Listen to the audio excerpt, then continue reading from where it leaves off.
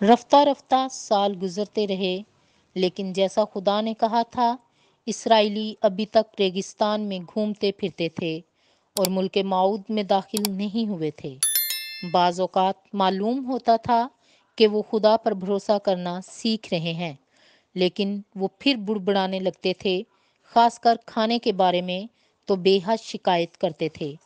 وہ چلانے لگتے تھے، موسیٰ، تو ہمیں اس ریگستان میں کیوں لے آیا؟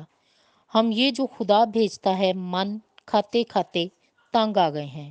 لیکن خدا ان پر مہربان تھا اور جس چیز کی ضرورت ہوتی تھی مہیا کرتا تھا۔ اب خدا نے انہیں ایک نئے طریقے سے سبق سکھانے کی کوشش کی۔ اس نے خیمہ گاہ میں سانپ بھیج دیے۔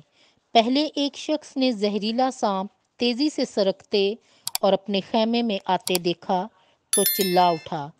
کسی کو جلانے کے لیے لکڑیاں جمع کرتے ہوئے سانپ نظر آیا تو وہ چلا اٹھا۔ تھوڑی دیر میں ہر جگہ سانپ بل کھاتے اور زہریلے دانت دکھاتے نظر آنے لگے۔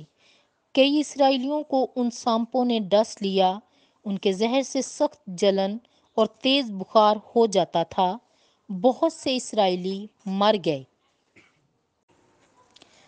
اب ایک دفعہ پھر لوگ موسیٰ کے پاس دوڑے آئے اور کہنے لگے، ہم جانتے ہیں کہ ہم نے خطا کی کہ خدا پر بڑبڑائے، لیکن اے موسیٰ، ہم پر ترس کھا اور خدا سے درخواست کر کہ سانپوں کی بلا کو دور کر دے۔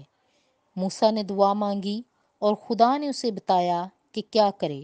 خدا نے کہا، پیتل کا ایک سانپ بنا، پھر ایک بلی لے کر کسی اونچی جگہ پر گاڑ اور پیتل کا سانپ اس پر لٹکا دے تاکہ خیمہ گاہ میں ہر جگہ سے لوگ اسے دیکھ سکیں۔ پھر لوگوں کو بتا کہ سانپ کا ڈسا ہوا جو شخص اس سانپ پر نظر کرے گا وہ بچ جائے گا اور تندرست ہو جائے گا۔